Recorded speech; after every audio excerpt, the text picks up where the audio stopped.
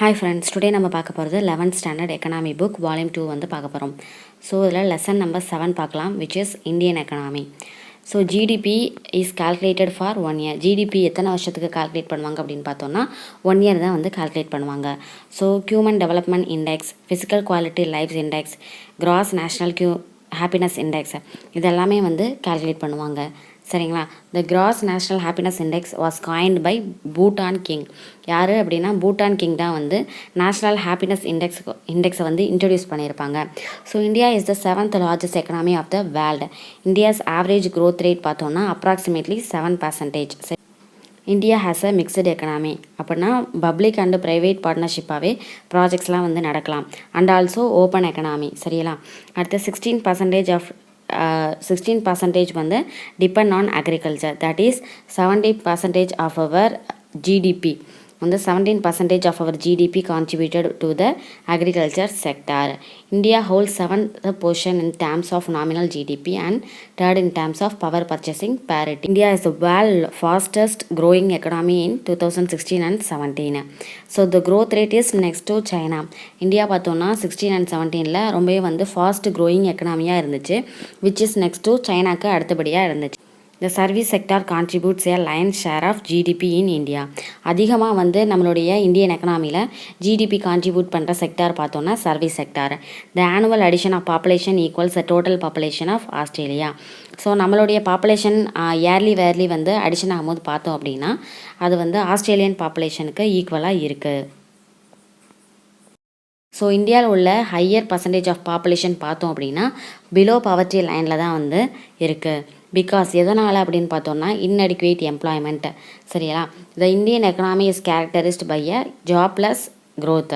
So Indian economy என்ன சொல்கிறோம் அப்படின்னா ஜாப்லெஸ் க்ரோத் எக்கனாமி அப்படின்னு சொல்கிறோம். So next demographic trends. The study of population is demography. So includes இதோடைய பேராமீட்டர்ஸ் என்னென்னு பார்த்தோன்னா size of population, rate of growth, birth and death rates, density of population, sex ratio, life of expectancy. And so India has only 2.4% of world geographical area and contributes 1.2% of the world income. So இந்தியாவோடைய geographical area overall பார்த்தோம் அப்படின்னா only 2.4%. சரியா? ஆனால் அதோடைய income contribution எவ்வளோ இருக்குது அப்படின்னா 1.2%.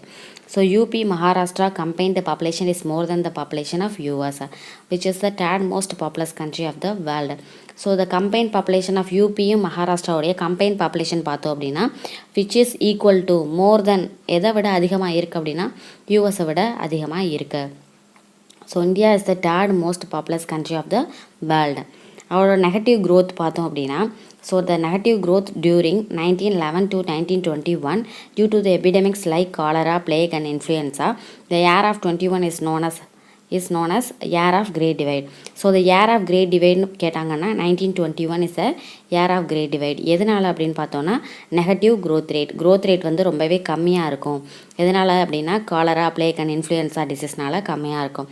So அதான் வந்து year of great divide.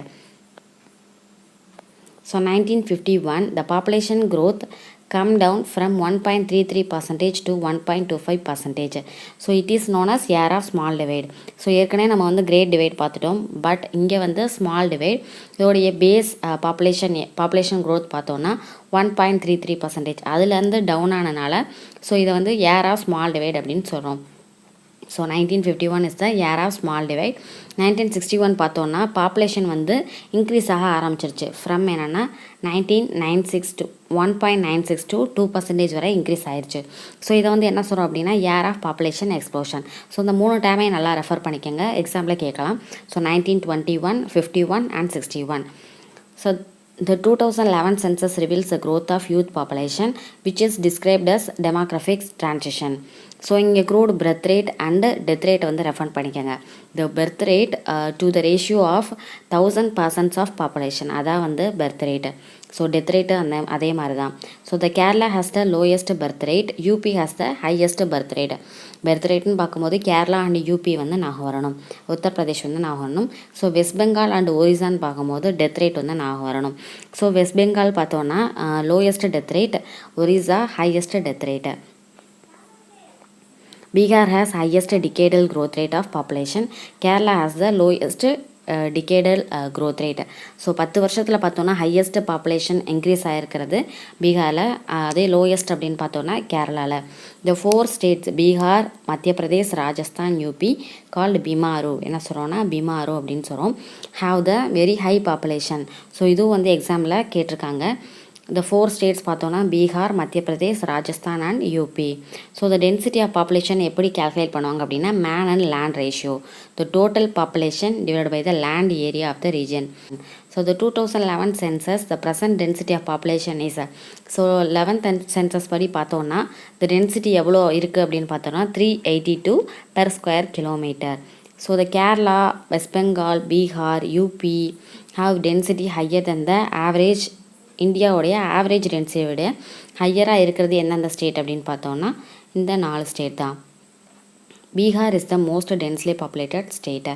So Bihar தான் வந்து மோஸ்ட் டென்ஸ்லி பாப்புலேட்டட் ஸ்டேட். அவருடைய இப்போ நம்பர் ஆஃப் பர்சன்ஸ் பார்த்தோன்னா 1102 தான் வந்து அதோடைய number of persons living per square kilometre of area. So followed by West Bengal, Arunachal Pradesh have the. So Arunachal Pradesh பார்த்தோன்னா லோ டென்சிட்டி ஆஃப் பாப்புலேஷன், சரியா. ஸோ டென்சிட்டின்னு பார்த்தோன்னா Bihar and Arunachal Pradesh. So next sex ரேஷியோன்னு பார்த்தோன்னா number of females per 1000 males. So in 2011 census பார்த்தோன்னா 940 females for per 1000 males. So இது வந்து degrees ஆகிருக்கு. 1951 கம்பேர் பண்ணும்போது டிக்ரீஸ் ஆகிருக்கு, 2001 கம்பேர் பண்ணும்போது இன்க்ரீஸ் ஆகிருக்கு. இன் கேரளா 1084 அஸ் இன் 2011. ஸோ 11 சென்சஸில் கேரளாவில் பார்த்தோன்னா 1084 females for per 1000 males. Haryana பார்த்தோன்னா லோயஸ்ட்டாக இருக்குது 870.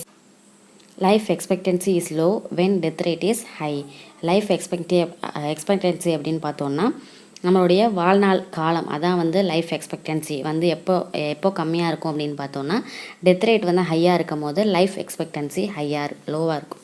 ஸோ மேல் பார்த்தோன்னா 62.6 இயர்ஸ் வரை இருப்பாங்க, அதே ஃபீமேல்னால் 64.2 இயர்ஸ் வரை இருப்பாங்க. In India it is very low compared to other countries. இந்தியாவில் வந்து இது ரொம்ப கம்மி அப்படின்னு சொல்கிறாங்க. ஸோ லிட்ரஸி ரேட் பார்த்தோன்னா 11 படி பார்த்தோன்னா மேல்ஸ் 82.1, ஃபீமேல் 65.5. ஸோ அதோடைய ஆவரேஜ் 74.04. ஸோ மேல் எவ்வளவோ ஃபீமேல் அளவோ அவளுடைய ஆவரேஜ் வந்து நல்லா மெமரி பண்ணிக்கோங்க, 74.04. So Kerala has a highest literacy ratio with 92%. Bihar தான் வந்து lowest literacy ratio which is 53%. So next நம்ம பார்க்க போகிறது ரிசோர்ஸஸ், என்னென்னா நேச்சுரல் ரிசோர்ஸஸ் பார்க்க போகிறோம். லேண்ட் ரிசோர்ஸஸ் பார்த்தோன்னா India ranks 7th in the world. இந்தியாவுடைய லேண்ட் ரிசோர்ஸஸ் ஏரியா வைஸ் பார்த்தோன்னா 7th in the world. Land man ratio is not favourable because of the huge population size. So the forest resources next refer பண்ணிக்கோங்க, அதில் important points அவ்வளோவா இல்லை. So the important mineral resources பார்த்தோன்னா iron ore which is the haematite iron. அதோடைய source பார்த்தோன்னா haematite அயான்லேருந்து iron ore வந்து extract பண்ணுவாங்க. Is mainly found in Chhattisgarh, Jharkhand, Odisha, Goa and Karnataka. Major iron ore reserves எங்கே இருக்குது அப்படின்னு பார்த்தோன்னா western coast of Karnataka. Western coast of Karnataka. Second coal and lignite பார்த்தோன்னா coal is the largest available mineral sources. India ranks 3rd in the world. India பார்த்தோன்னா ranks 3rd in the world. So இதோடைய main centres பார்த்தோன்னா West Bengal, Madhya Pradesh, Maharashtra, Odisha, Andhra Pradesh. So the bulk of coal production எங்கேருந்து வருதுன்னு பார்த்தோன்னா Bengal and Jharkhand coalfields. So Jharia coalfields இதெல்லாம் வந்து பார்த்துருப்போம். Bauxite main source of metal like aluminium. So இது மேஜர் ரிசோர்ஸ் பார்த்தோன்னா Odisha and Andhra Pradesh. So next mica is a bad conductor of electricity. So electricity conduct ஆகாது. So 60% of mica which is present in இந்தியாவில் வந்து 16% of mica இருக்குது. So areas பார்த்தோன்னா Andhra Pradesh, Jharkhand, Bihar and Rajasthan. So other mineral ரிசோர்ஸஸ்லாம் next பார்க்க போகிறது crude oil. So பார்த்தோன்னா Assam and குஜராத்தில் தான் அதிகமாக க்ரூட் ஆயில் ப்ரெசென்ட் ஆகிருக்கு. மேஜர் ரிசர்வ்ஸ் பார்த்தோன்னா Digboi reserves, Badarpur reserves, Naharkatiya reserves, Kasimpur, Pallaria, Rudrapur, Sivasagar, mount. இதெல்லாமே வந்து major important reserves for crude oil. So next பார்க்க போகிறது கோல்டு. ஸோ தெர் ஆர் என்ன 3 main gold mine regions which are presented in our country. So என்னென்ன goldfields அப்படின்னு பார்த்தோன்னா, Kolar goldfields in Kolar districts of Karnataka, Hutti goldfields in Raichur district of Karnataka. So இந்த 2 கோல்ஃபீல்ட்ஸுமே எங்கே இருக்குது அப்படின்னா கர்நாடகாவில் இருக்குது. அண்ட் தென் லாஸ்ட் ஒன் வந்து பார்த்தோன்னா Ramgir coalfields which is in Anantapur district of Andhra. So அதை நம்ம நெக்ஸ்ட்டு பார்க்க போகிறது diamond resource. As per UNECE ரிப்போர்ட்டை, இந்த ரிப்போர்ட் வழியாக பார்த்தோன்னா இந்த டோட்டலாக வந்து 4582 ரிசர்வ்ஸ் விச் இஸ் ப்ரெசன்டட் இன் மத்திய பிரதேச. மத்திய பிரதேசில் பன்னா டிஸ்ட்ரிக்டில் மட்டுமே 4582 ரிசர்வ்ஸ் ப்ரெசென்ட்டாக இருக்குது. And Ramallakota of Andhra Pradesh and also இந்த கிருஷ்ணா ரிவர் பேசின்லையும் ப்ரெசென்ட்டாக இருக்குது. ஸோ ரீசெண்டாக வந்து டிஸ்கவர் பண்ணது அப்படின்னு பார்த்தோன்னா new Kimberley fields discovered in Raipur and Buster districts of Chhattisgarh and many more areas. New Kimberley fields in Raipur. சரியா? ஸோ நெக்ஸ்ட்டு டிரான்ஸ்போர்ட் பார்க்கலாம். The total length of roads in India being 30 lakh kilometer which is என்னன்னா 4th largest in the world. The total rail length அப்படின்னு பார்த்தோன்னா 63,000 kilometre. அதில் 30,000 வந்து பார்த்தோன்னா எலக்ட்ரிஃபைடாக இருக்குது. So 90% of the transport எதில் இருக்குது அப்படின்னு பார்த்தோன்னா நம்ம 90% ஆஃப் டிரான்ஸ்போர்ட் வந்து சீபார்ன் ட்ரேடாக தான் வந்து யூஸ் பண்ணுறோம். Indian railways provide wifi facility first in India is Bangalore railway station. So இது ஒன் டைம் டிஎன்பிசியில் கேட்டிருக்காங்க. இந்தியன் ரயில்வேஸில் ஃபஸ்ட்டு வைஃபை ஃபெசிலிட்டி ப்ரொவைட் பண்ண ஸ்டேஷன் எது அப்படின்னு கேட்டிருக்காங்க. Bangalore railway station in Karnataka. Next Air India and Indian Airlines were merged on August 2007 to from எப்படி மாற்றிருக்காங்க அப்படின்னு பார்த்தோன்னா national aviation company of India limited NACIலாம் வந்து கம்பைன் பண்ணியிருக்காங்க, மெர்ஜ் பண்ணியிருக்காங்க. So next the national harbour board was set up in 1950 for particularly minor ports. So not for major ports, only for minor ports. So next பார்க்க போகிறது energy. நான் renewable energy, renewable energy நம்மளுக்கு தெரியும், already நம்ம பார்த்தாச்சு. So solar energy, wind energy, tidal, geothermal and biomass energy. So next education which is under Ministry of Human Resource Development.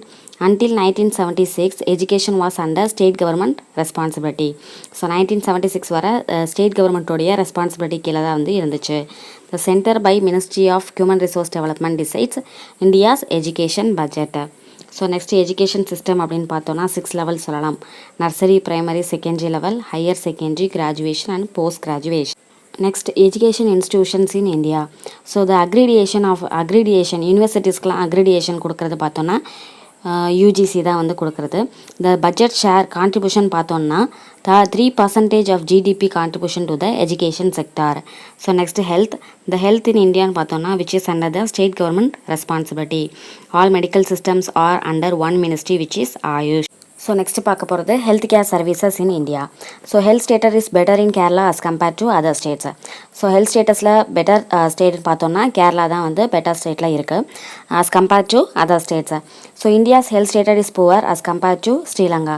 ஸ்ரீலங்காவை compare பண்ணும்போது இந்தியாவோட health status பார்த்தோன்னா புவராக தான் இருக்குது. ஸோ நெக்ஸ்ட் பார்க்க போகிறது contribution of Indian economic thinkers. So some economic thinkers வந்து கொடுத்துருக்கு. So அதில் வந்து இம்பார்ட்டன்ட் பாயிண்ட்ஸ் மட்டும் பார்க்கலாம். ஸோ திருவள்ளுவர் பார்த்தோன்னா Thirukkural a book of ethics, his work is pragmatic idealism. Thiruvalluvar's economic ideas are found in the second part of Thirukkural, that is Porutpal. It deals with wealth. So second part and it deals with wealth. So பார்த்தோன்னா Porutpal. He says unfailing harvest, competent body of men, group of men whose wealth knows no diminution are the components of an economy.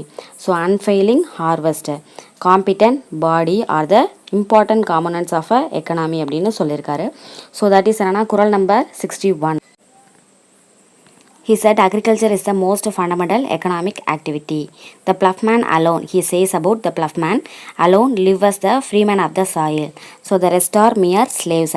So ploughman மட்டும்தான் வந்து freeman of the soil. சாயிலே வந்து ஃப்ரீயாக வாழ்கிறது யார் அப்படின்னா agriculture மட்டும்தான். So agriculturist மட்டும்தான், மற்ற எல்லாருமே வந்து ஒரு ஸ்லேவ்ஸ் அப்படின்னு சொல்கிறாரு. He stated about the creation of revenue, collection of revenue, management of revenue, public expenditure. So இந்த 4 பாயிண்ட்டையும் நல்லா ரெஃபர் பண்ணிக்கோங்க. ஸோ எக்ஸ்ட்ரா ஆப்ஷன் கொடுத்து இது ரைட்டாக ராங்க அப்படின்னு கேட்கலாம். So the distribution of revenue அப்படிங்கிறது இங்கே இல்லை. So the creation, collection, management and public expenditure were present. Valluvar recommended a balanced budget. பார்த்தோன்னா balanced budget. He said it is not a great misfortune for the state if it is revenue are limited provided the expenditure is kept within bounds. So நம்ம எவ்வளோ வேணாலும் expenditure பண்ணாலும் அது ஒரு குறிப்பிட்ட அளவு தான் வந்து பண்ணணும், லிமிட்டட் எக்ஸ்பெண்டிச்சராக தான் வந்து இருக்கணும் அப்படின்னு சொல்கிறாரு. He advocates main item in public expenditure is, எதுக்காண்டி நம்ம பப்ளிக் எக்ஸ்பெண்டிச்சர் மெயினாக இருக்கணும் அப்படின்னு பார்த்தோம்னா defence, public works, social services அப்படின்னு சொல்கிறாரு. ஸோ த குறள் நம்பர் வந்து 739 பார்த்தோன்னா about external assistance of the economy. So இவர் வந்து எக்ஸ்டர்னல் அசிஸ்டன்ஸ் என்ன சொல்லியிருக்காரு அப்படின்னா, ஸோ எக்ஸ்டர்னல் அசிஸ்டன்ட் அவ்வளோவா இருக்கக்கூடாது, நம்ம வந்து செல்ஃப் சஃபிஷியன்ட் எக்கனாமியாக தான் இருக்கணும் அப்படிங்கிறத சொல்லியிருக்காரு. Vallver considers freedom from hunger as one of the fundamental freedom should be enjoyed by every citizen. So the industry is a real wealth and labor is the greatest resource of the country. So real wealth அப்படின்னு பார்த்தோன்னா industry, the greatest resource அப்படின்னு பார்த்தோன்னா labor. He advocated the welfare state. So the next economic thinker அப்படின்னு பார்த்தோன்னா Mahatma Gandhi. Gandhi wrote economics that hurts the moral well-being of an individual or a nation is immoral and therefore sinful in 1921. இது வந்து எப்போ right பண்ணியிருக்காரு அப்படின்னு பார்த்தோன்னா 1921ல். Economics that hurts the moral wellbeing of a individual or a nation is immoral and therefore sinful. In 1924 he repeated the same belief. So இவர் வந்து என்ன பண்ணார், அதே கருத்தையே வந்து மறுபடியும் வந்து 1924ல் சொல்லியிருக்காரு. That economy is untrue which ignores or disregards moral values. So moral வேல்யூஸை வந்து இக்னோர் பண்ணுச்சு அப்படின்னா எக்கனாமி வந்து எப்படி இருக்கும் அப்படின்னா உண்மையானதாக இருக்காது அப்படிங்கிறத சொல்லியிருக்காரு. So Gandhi described missionary as a great sin. So மிஷனரிஸை வந்து அவர் வந்து பெரும் பாவம் அப்படின்னு சொல்லியிருக்காரு. Real India was to be found in villages and not in towns or cities. So real India அப்படின்னு பார்த்தோன்னா which is only found in the villages, so not in towns or cities. So real இந்தியான்னு எதை சொல்லியிருக்காரு அப்படின்னா villages தான் சொல்லியிருக்காரு. India experience both casino capitalism and crony capitalism. So casino capitalism and crony கேபிட்டலிசம்னா ஒரு ஃப்ரெண்ட்லியாவோ போத் ஃப்ரெண்ட்லி அண்ட் அன்ஃப்ரெண்ட்லியாகவே இந்தியாவோடைய எக்கனாமி வந்து இருக்குது அப்படின்னு சொல்லியிருக்காரு. So self control as a sovereign remedy to the problem of over population. So self control தான் வந்து one of the main supreme remedy அப்படிங்கிறத சொல்லியிருக்காரு to control the problem of population அப்படிங்கிறத சொல்லியிருக்காரு. ஸோ நெக்ஸ்ட்டு ஜவஹர்லால் நேருன்னு பார்த்தோன்னா the firm believer of democracy. So டெமோக்ரஸியோட strongest believer அப்படின்னு பார்த்தோன்னா நேரு தான். Nehru introduces planning in our country. He initiated the debate on the second plan in the Lok Sabha in May 1956. So second debate யார் initiate பண்ணது அப்படின்னு கேட்டாங்கன்னா நேரு தான். In Lok Sabha, எங்கே Lok Sabha, not in Rajya Sabha. He carried out strategy of planned development of economy. So ஒரு ஸ்ட்ராட்டஜியை வந்து கொண்டாந்தது, ஒரு பிளான்டு எக்கனாமிக்கான ஒரு ஸ்ட்ராட்டஜியை கொண்டாந்தது நேரு தான். Nehru socialism is democratic socialism. இவர் வந்து எல்லாமே வந்து மக்களுக்கு போய் சேரணும் அப்படிங்கிறத ஒரு கருத்தாவே வந்து வச்சுருந்துருக்காரு. ஸோ நெக்ஸ்ட்டு பார்க்க போகிறது Kumarappa, pioneer of rural economic development theories based on Gandhism. Kumarappa வந்து காந்திசத்தை வந்து மெயினாக வந்து ஃபாலோ பண்ணவர். ஸோ ஹூ ஃபாலோடு காந்திசம் அப்படின்னு கேட்டாங்கன்னா குமாரப்பா. ஸோ நெக்ஸ்ட்டு இவர் வந்து காந்தியன் எக்கனாமிக்ஸை வந்து அதிகமாக வந்து பிலீவ் பண்ணுறவர். Strongly supported Gandhian notion and Gandhi values of trusteeship. இவர் காந்தியோடைய கருத்துக்களை அதிகமாக வந்து சப்போர்ட் பண்ணுறவர். He was a editor of Young India பத்திரிகையோடைய எடிட்டராக இருந்திருக்காரு. All India Village Industries Association in 1935. So All India Village Industry Association founded by him. He wrote Economy of Permanence, the Practice and Precepts of Jesus அப்படிங்கிற அந்த ஒரு நோட்டை வந்து எழுதியிருக்காரு. The green Gandhian, founder of modern environmentalism in India. இவர் வந்து என்ன சொல்கிறாங்க அப்படின்னா கிரீன் காந்தியன் அப்படிங்கிறத சொல்கிறேன் அப்படின்னு இவரை வந்து எல்லோரும் கூப்பிட்றாங்க. He was a founder of modern environmentalism in India. இவர் மாடர்ன் என்விரான்மெண்டலிசம் அப்படிங்கிறத தொடங்கி வச்சார்.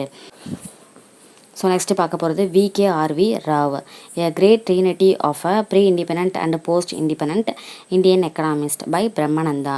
ஸோ பிரம்மனந்தா வந்து இவர் எப்படி கூப்பிட்றாரு அப்படின்னு பார்த்தோன்னா கிரேட் ட்ரினிட்டி அப்படின்னு நேம் வச்சு கூப்பிட்றாரு. விச் இஸ் கால்ட் அஸ் ஒரு காட்ஸ் மேன் மாதிரி before independence and after independence. He deeply interested in national income, food, nutrition and distribution of good, employment and occupational distributions. இவர் எதில் அதிகமாக இன்ட்ரெஸ்ட்டாக இருந்தார் அப்படின்னு பார்த்தோன்னா national income, food, nutrition and distribution, employment and occupational distributions இதிலெல்லாம் வந்து அதிகமாக இன்ட்ரெஸ்டடாக இருந்தார். V.K.R.V. Rao the best equipped of all Keynes peoples. So Keynes வந்து யார், ஜான் மேனர்ட் கீன்ஸோடைய ஒரு பெஸ்ட் ஸ்டூடெண்ட் அப்படின்னு பார்த்தோன்னா விகேஆர்வி ராவ் தான் வந்து best equipped pupil. He questioned what's wrong with Indian economic life. So அந்த புக்கை எழுதுனது யார் அப்படின்னு கேட்டாங்கன்னா, இந்த ஒரு கோட் சொன்னது யார் அப்படின்னு பார்த்தோன்னா VKRV Rao in 1938. He examine the inter relation between investment income multiplier in an under developed economy. So இந்த இன்டர் ரிலேஷன் வந்து இன்வெஸ்ட்மெண்ட் இன்கம் அண்டு மல்டிப்ளையர் இதோடைய இன்டர் ரிலேஷன் பற்றி அதிகமாக வந்து எக்ஸாமைன் பண்ணது யாருன்னு பார்த்தோன்னா விகேஆர்வி ராவ். ஹிஸ் டீச்சர் பார்த்தோன்னா John Maynard Keynes. So next லாஸ்ட்டாக பார்க்க போகிறது Amartya Sen. His poverty and famine இவருடைய புக் பார்த்தோன்னா and essay on entitlement and deprivation. Poverty and ஃபெமைன்ஸை பற்றி இந்த ஒரு புக் வந்து ரைட் பண்ணியிருக்காரு. எப்போ அப்படின்னு பார்த்தோன்னா 1981. Sen's choice of technique capital intensive technique. So இவருடைய இன்னொரு புக் பார்த்தோன்னா சாய்ஸ் ஆஃப் டெக்னிக். இது எதை பற்றி அப்படின்னா capital and intensive technique. He got Nobel prize in 1998. இவர் எப்போ நோபல் ப்ரைஸ் வாங்கியிருக்காரு அப்படின்னு பார்த்தோன்னா 1988. ஸோ நெக்ஸ்ட் லெசன் வந்து நெக்ஸ்ட் வீடியோவில் கண்டினியூ பண்ணலாம்.